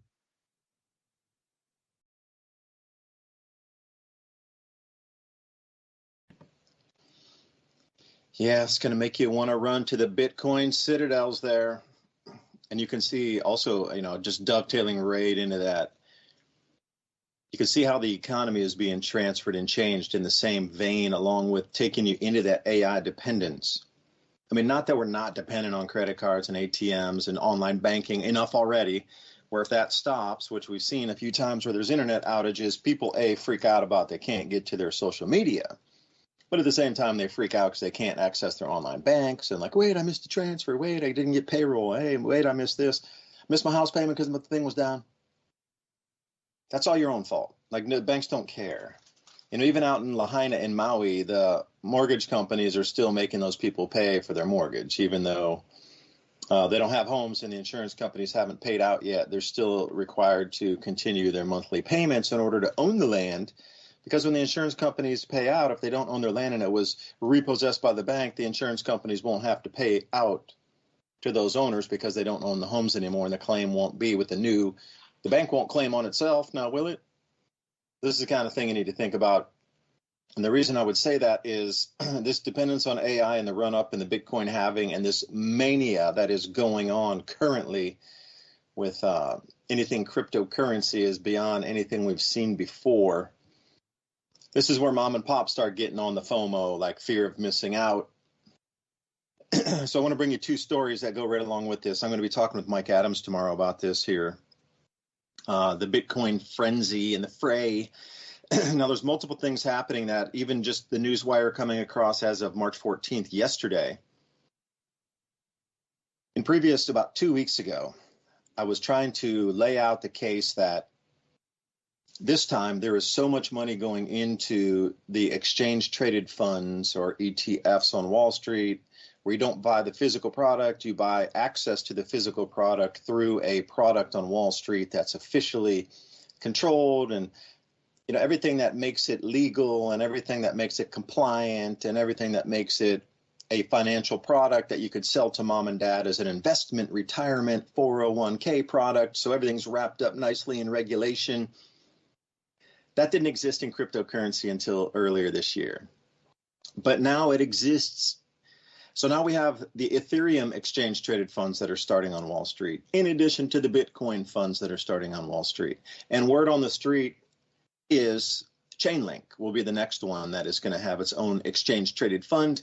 And you can see it as with every other thing that has been derivatized, that every cryptocurrency and probably the top 20 will have their own exchange traded funds on Wall Street.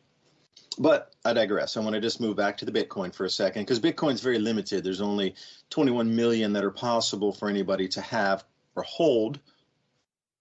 So the first thing moving through,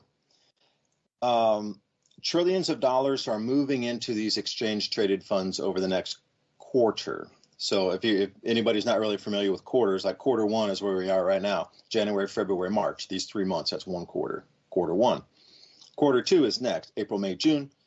And this is where they anticipate trillions of dollars flowing into the exchange traded funds, which is the reason that I did the videos before, because the absurd amounts of return on this are going to draw money out of the regular banking system to the point that we're in this conundrum right now. Inflation's running so high and people are just out there looking for any way, shape, or form that they can make extra money. And passive money, where you put your money in and make it work and get a higher interest rate than the next place, is the way a lot of people do it. Even if you're leaving it in for a day, you're making some money versus no money. Now, prior, when you left your money in a bank account, you got a 1/4 of 1%. Not even a percent, not even 1%, but 1/4 of 1%. Well, then the money market started to say, hey, we'll give you 5%, 6%. They're like, okay. And that's what drove the breaking of a lot of banks that you heard about over the last 12 months. A lot of money shifted out of there and moved up to this 5% or 6% return. But these exchange traded funds are going to have absurd returns through the year, 50%, 100%. Now, it's going to get crazy. If Bitcoin goes from 70,000 to 210,000, that will be a 200% return on people's money. Now, when that kind of mania, frenzy gets into the stock market and mom and pop and their wealth managers, and you're able to trade that on your 401k, almost all the money disappears out of our banking system and goes into that on Wall Street.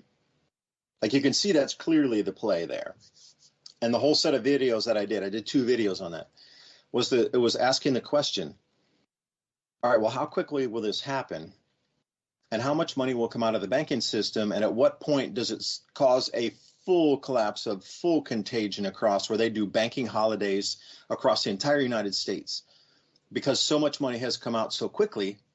And then also at the same time, the mutual funds, the money would be drawn out of there, which we've already seen this last 2 weeks. The drawdown has been stupendous. So the money moved from the banks, were 1/4% into the mutual funds, like trillions, and those trillions are now moving out into the exchange traded funds. So that kind of sets the framework for it here. There's going to be trillions of dollars pulled out of our banking system that move into the stock market. And how will that leave the rest of our banking system? Well, again, point the blame at the greedy human that they caused the collapse. And that's where we would sit with that. But we just see this article come out yesterday here off Zero Hedge. Bitcoin has 6 months until ETF liquidity crisis. Now, in English, it says we have 6 months until there's not enough Bitcoin to supply for Wall Street, is what that means translated. So what does that mean for the rest of us? Well, they say there's going to be a sell-side liquidity crisis. Like me or Ransom or anybody out there, if you have a Bitcoin and you don't want to sell it, there's going to be a bank that will pay anything to get that. Because when they have it, they're going to be able to leverage that and get more people in on their exchange-traded fund product. But they have to have what they call the underlier, which is the physical thing, the physical product. Now, before it might have been gold. You have to have this many kilos of gold before you can offer a gold exchange-traded fund. There has to be something physical behind it. And I know there's no physical Bitcoin, but, they have to have those Bitcoin in a cold wallet in storage somewhere. So if anybody's going to do an audit, see, this is the easiest thing to audit ever because the blockchain is a public ledger. Like you either know that the exchange traded funds have it or they don't have it. Because America hasn't audited our gold supply since what, the 1960s sometime, or 1970s, excuse me. Like we really don't even know. They say there's 8,000 tons, but it hasn't been audited even once since that time. So do we really know there's 8,000 tons of gold in American reserves or not? We don't know. But for sure with Bitcoin or any cryptocurrency, it's on the blockchain. You can trace it. So you know JP Morgan's Bitcoin exchange traded fund has this many, absolutely, because you just follow chain analysis and boom, you see where it moves along the stream of information flow and it's public. Very hard to mask that. And they also want it on the chain to show that it's there, to draw you in, because more Bitcoin in a fund is more stability. All right. But we're going to run into this wall in about 6 months here. And who was that? On-chain analysis guy here, Crypto Quant. His name is Ki Young Ju. He's a CEO. They do on-chain analysis, and they kind of follow crypto around, and they see where it moves, where it's flowing. And they call it, what kind of wallet is that? Oh, an acquisition wallet. All they do is buy, and they never sell. So most people that have crypto, they're buying it and selling it a lot of times. But acquisition wallets it's 100% buy and they're just holding it. So those are the new players coming in to start their exchange traded fund. And this one here, this is the JP Morgan exchange traded fund, was the most successful ETF launch in history. Got $30 billion in just a few months. Gold comes in a distant second at $6 billion. So the amount of money coming in is just unbelievable, just unreal. So far, these guys have gobbled up 1 million Bitcoin. But you might think that's a lot. And it is a lot because there's only 21 million in total circulation. So the amount of Bitcoin currently that's being pulled into this exchange traded Wall Street fund is 30,000 Bitcoin a week are getting taken off exchanges, are getting pulled into these wallets that are just hoarding basically Bitcoin. And I'm wondering in the future if the government's going to pass a law and say you can't hoard your Bitcoin, you have to sell your Bitcoin, or else we're going to make it illegal. And then these guys will gobble all up and they'll still have their exchange traded funds. See, whatever legislation comes in to stop this is going to be focused at you and me. I mean, I don't even have any crypto, and I dropped that thing over. I got, I just kind of, it was ridiculous last time. I didn't even touch it with a 10-foot pole anymore, that thing fell off the boat when I was going across the lake one time. And you would never, it was so dangerous to even, hold it or trade it back in 2017 and thing. Sheesh. Oh, yeah. I'm not even, don't want to touch that again. But at this rate, we'll see the sell side liquidity crisis in 6 months. So if they're pulling 30,000 Bitcoin a week, okay, do the math on that. So 6 times 4 is 24. They're trying to pull in another 1 million Bitcoin off the exchanges. There's just not that much to go around. This is when they'll hit the tipping point here, 1.4 million Bitcoin, and then it is, according to chain analysis, the end of the road for the consolidators. Because at that point, people who have the Bitcoin are like, shoot, I want to hold it because I know the banks will give me a arbitrage or they'll give me an incentive to sell it. They're going to give me 20% more than the market price to sell it. So knowing this information, the targets for most of this Bitcoin in the run-up, not financial advice, but just based on past patterns, was going to be around 210 to 250,000. Okay. And then it was going to pull back and do its 40% pullback. And at the ultimate lows, it was going to be around 60,000 until it comes into the next halving in 2028. And they were predicting well over $1 million for that.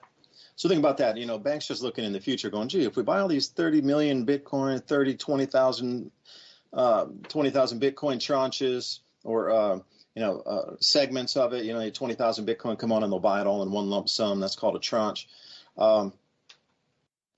If we just sit and hold on this for 4 years, it's a good investment because it's going to go from 60,000 to 1.2 million. We'll get a 20x return on it just by holding it.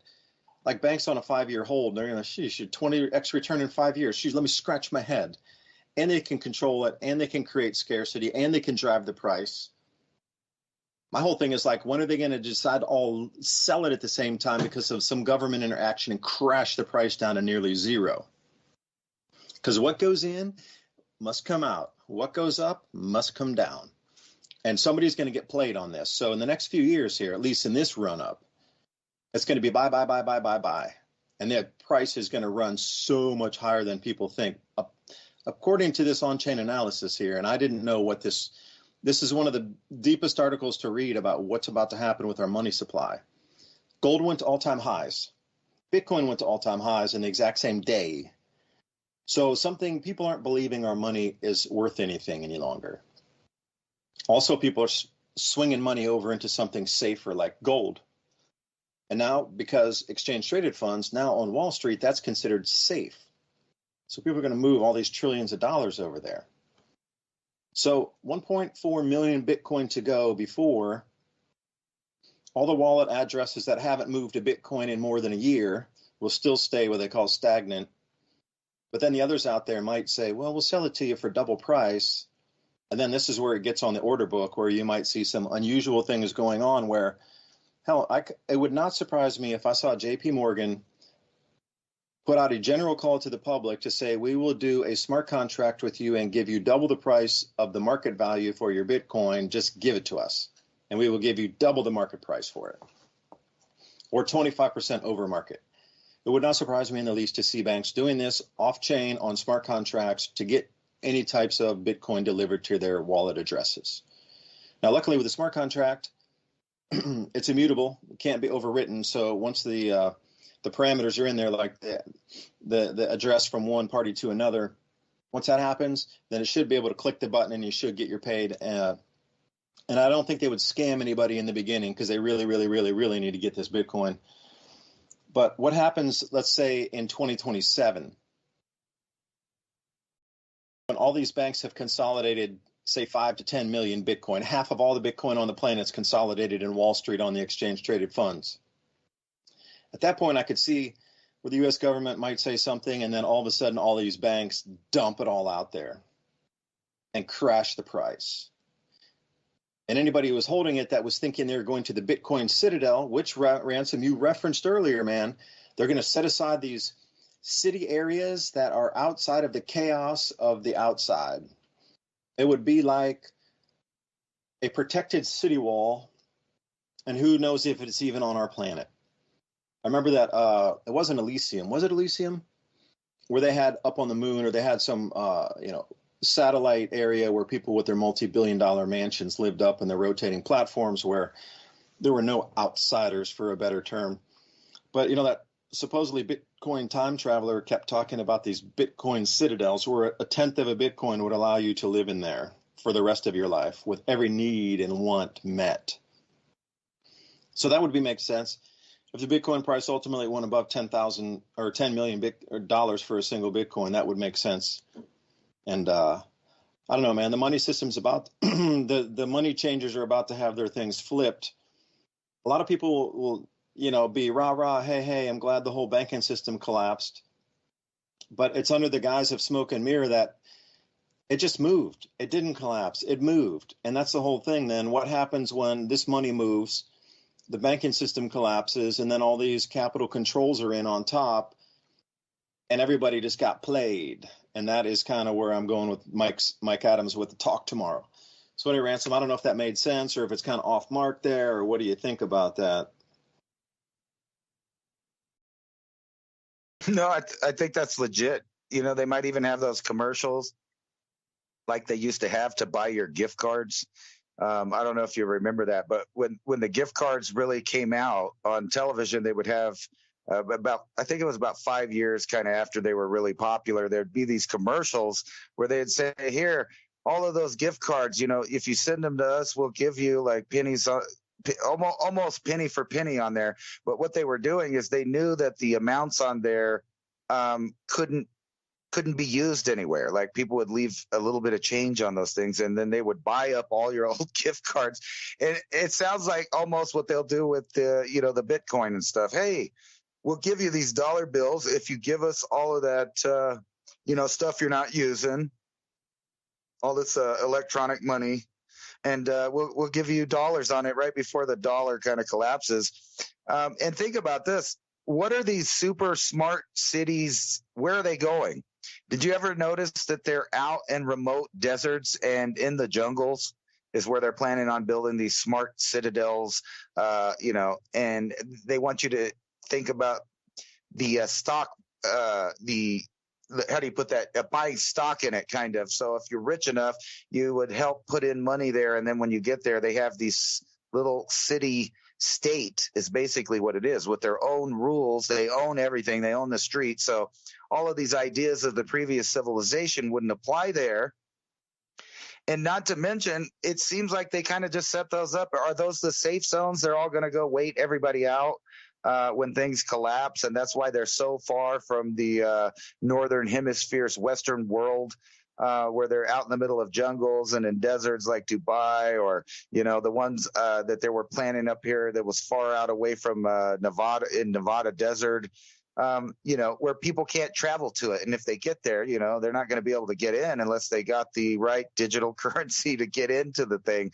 And there'll be these little centers where they have stockpiled supplies. I could totally see that happening. But back down kind of in the real trenches of stuff, everybody's noticing that their grocery prices are skyrocketing.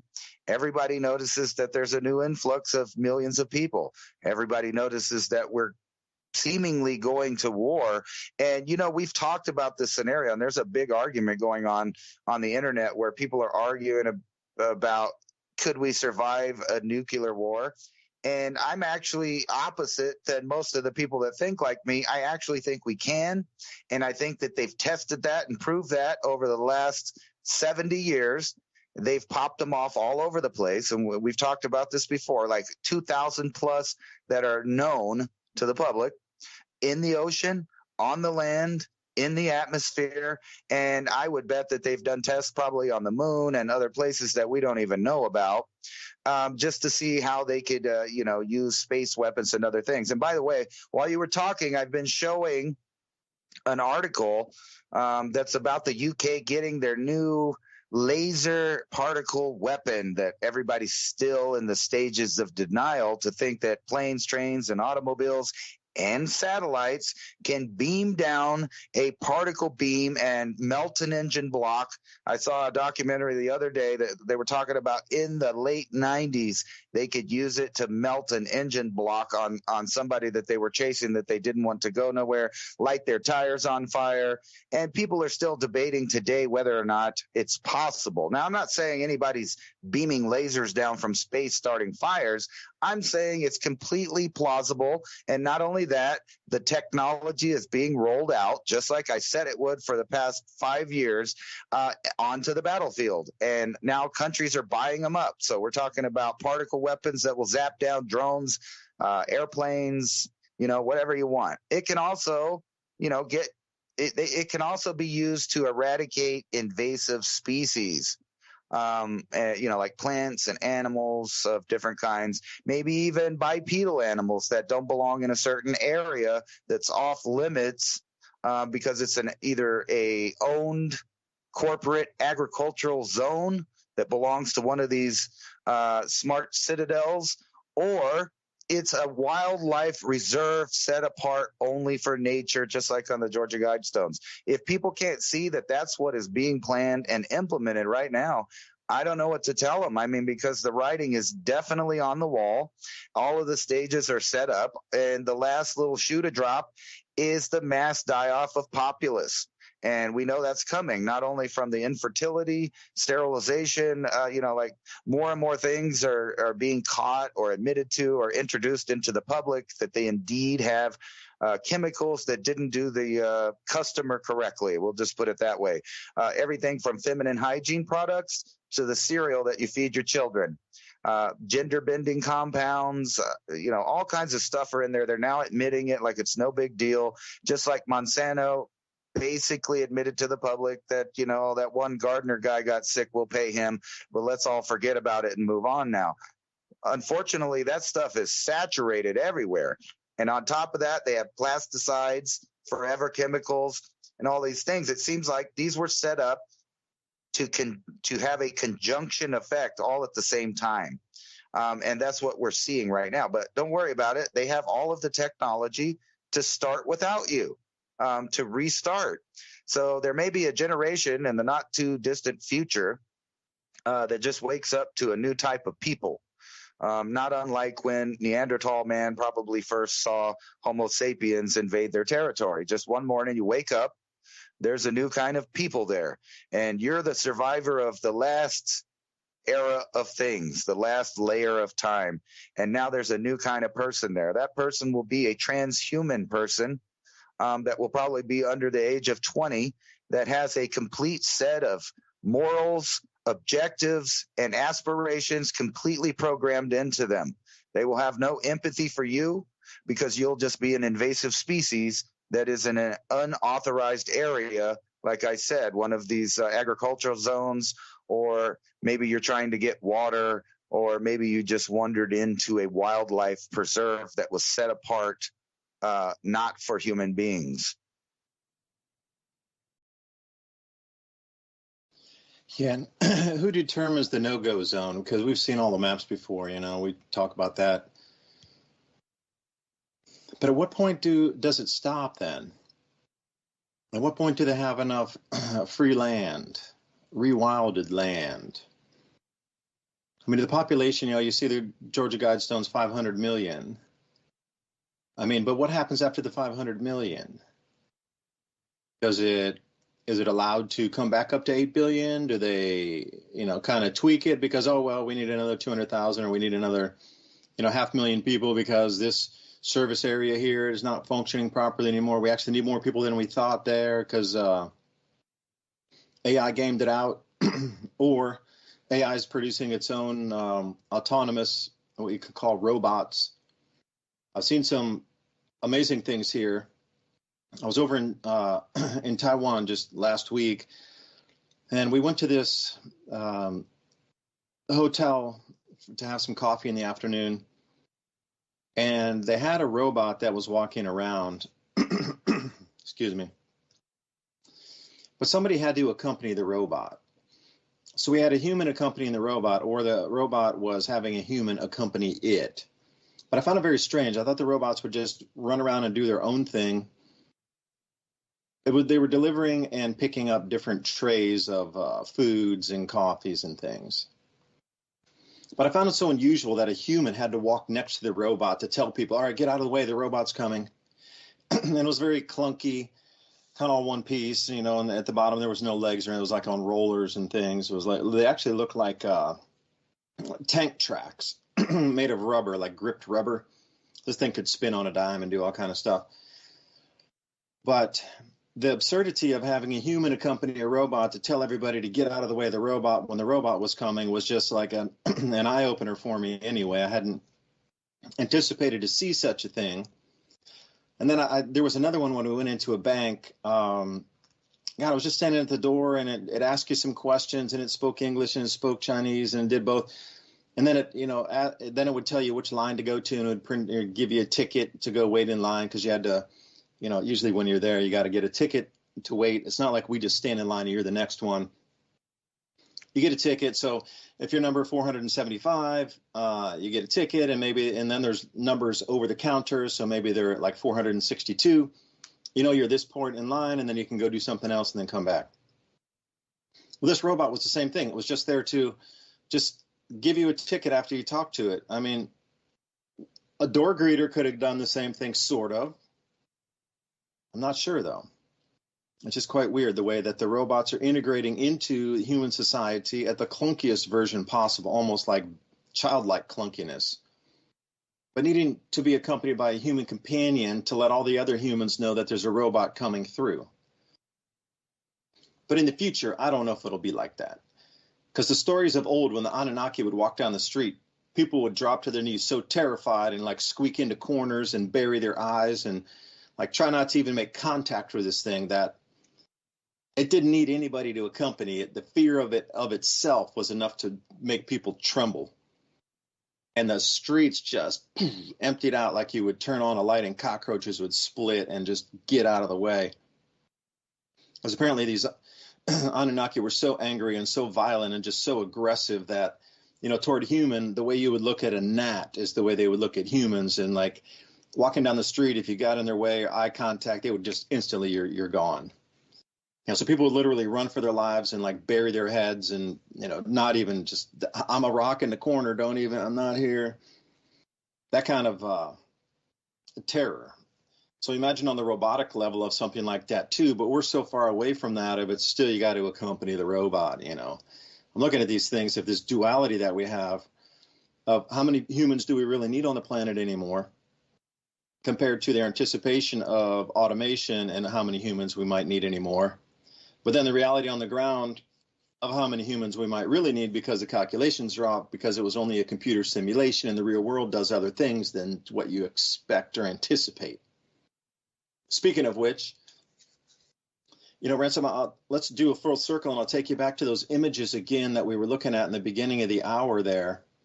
If we go to if you could help me pull up the different soil layerings there of the destruction phases of. So when we come back, if you want to put that on screen again, that bottom layer with the largest of rocks is super discernible that it's its own cataclysmic layer. But what's interesting for me, if you go up the layering there, you get up near the top in the late 16, early 1700s, there's another layer of very large rocks again. So I'm looking at that going, it wasn't quite the sterile layer. But if you're looking in terms of up and down the column of where the next set of largest debris and inflow is, you're talking in the 1670s right there, 1650s, which, boom, is right in the middle of the Maunder minimum. So for me, it does seem that even looking, the earth is telling us that something is here. So would it not make sense if those with the hidden knowledge understand the cycles, they understand the intensity of the cycle. Would it not almost be a psychological operation to put up the Georgia Guidestones to say that there'd be 500 million people, when in reality they just knew the cycle was coming back and the earth would take its carrying capacity down to around 500 million people? And they were just overriding the natural cycle, giving you advanced warning of some other type of inbound cycle cataclysm here is going to take the population down. We've already mapped it out. We know when it's going to occur.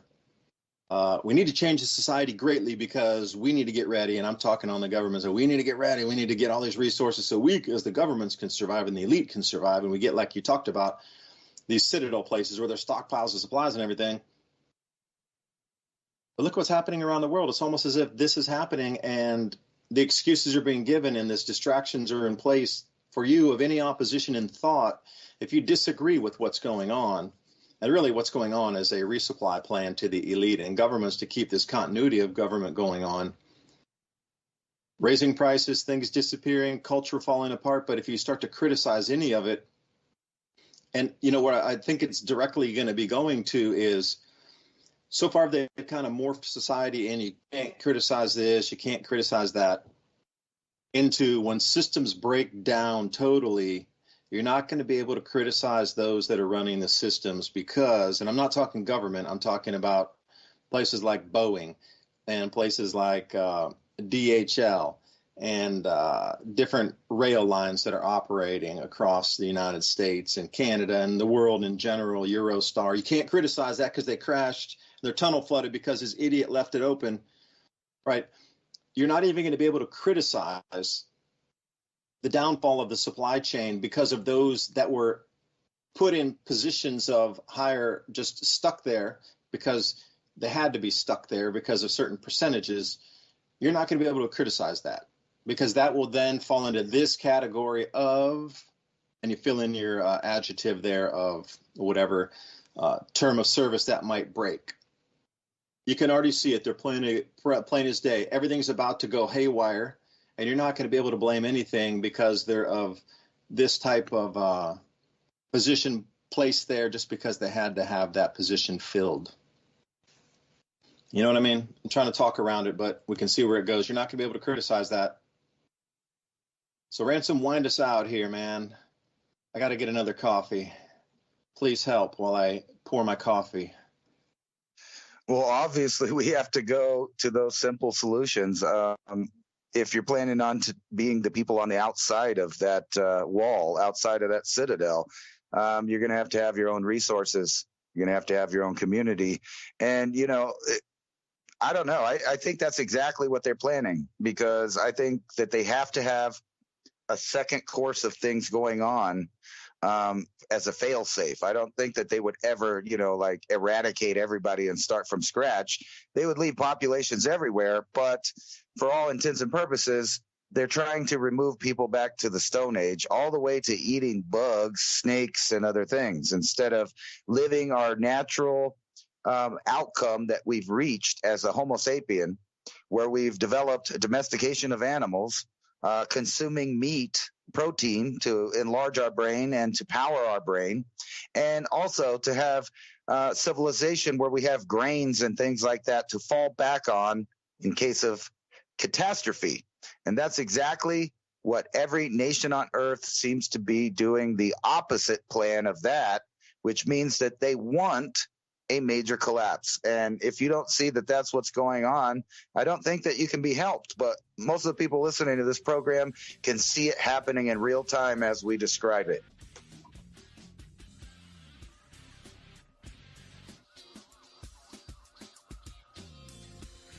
So that means you're on your own for your preparations. So prep it nice, prep it long, and get ready to implement it.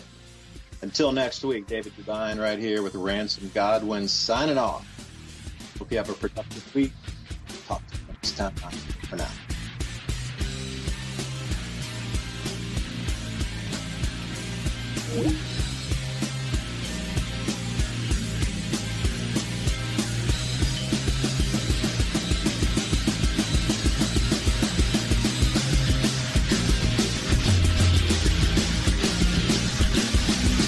Thank you for listening to Revolution Radio. Just under 1,500 years ago, something terrifying happened to the world's climate, something nobody could understand. The sun began to go dark. Rain, the color of blood, poured from the skies. Clouds of fine dust enveloped the earth. Winter gripped the land for 2 years. Then came drought, famine, plague, and death. Whole cities were wiped out. Civilizations crumbled, and nobody knew what had happened. It was a catastrophe that affected millions and millions of people all around the world. But what was it? A catastrophic climatic event buried in the heart of the Dark Ages. This mid-6th century catastrophe was the most important date in the history of the past 2,000 years. This event created the world we live in today. Something far removed from the minds of everyday peoples of our modern times, unbeknownst to most, the catastrophe could at any time happen again. The volcanic winter was caused by at least 3 simultaneous eruptions of uncertain origin, with several possible locations proposed in various continents. There is even evidence of an extraterrestrial factor. A possible origin for this object could be the Taurid meteor stream. This stream is the result of the fragmentation of a much larger comet some 20,000 years ago. The Earth passes through the Taurid stream in November and June each year, resulting in regular meteor showers normally consisting of microscopic dust particles. A fragmentation of the stream is thought to have occurred around 500. It is possible that a fragment could then have collided with the Earth as it passed through the beta portion of the stream early in 536, causing the atmospheric dust veil event. The relevance is crop failures for several years in a row. While the dust veil was present, it may have caused widespread starvation, leading to an increased susceptibility to disease among the remaining population. Small comets had previously been thought to be less hazardous than small asteroids, but estimates show that a small comet fragment can have a global effect. In early AD 536, or possibly even late 535, an eruption or eruptions ejected massive amounts of sulfate aerosols into the atmosphere. The solar radiation reaching the Earth's surface reduced dramatically, and this rapidly cooled the atmosphere. Despite what the global warming nuts say, the sun seems to be the main driver of temperature and climate. The main historical aspect of the period around 536 may also be the most significant, especially to those descendants of the survivors. Who would be us today? This period coincides with a mass population decrease in Europe, in the Americas, the Middle East, and in Asia. In Europe, this is commonly known as the Justinian period, named after the Justinian plague, and is believed to be the first appearance of the Black Death in Europe. Meanwhile, in the Mayan Empire, things were looking bad. Researchers have realized that there is a 100-year gap in the civilization's productivity starting in 540, suggesting a dark age. The civilization experienced mass crop failure, which led to disease, starvation, and likely internal strife. People evacuated cities in and around present-day El Salvador. Cities that were left behind experienced a dark age, as evidenced by a gap in written records and a sudden decrease in construction in Maya city centers during the 6th century. In China, 536 was no better. Frost and snow in July and August that killed the seedling crop, causing a major famine the following autumn. Weather was so severe that 70 to 80% of the people starved to death. Procopius. The sun gave forth its light without brightness, like the moon, during this whole year, and it seemed exceedingly like the sun in eclipse. The sun was dark, and its darkness lasted for 18 months. Each day it shone for about 4 hours, and still this light was only a feeble shadow. Michael the Syrian. If such an event happened today, and crops failed over a significant part of the globe for several consecutive years, then once again a large percentage of the world's population would face starvation. Thankfully, unlike the peoples of the worst year to be alive, we don't have to worry about not having food to last. We have my Patriot supply. And right now, you can save $200 on a 3-month food kit with ADAPT 2030. Adapt and stay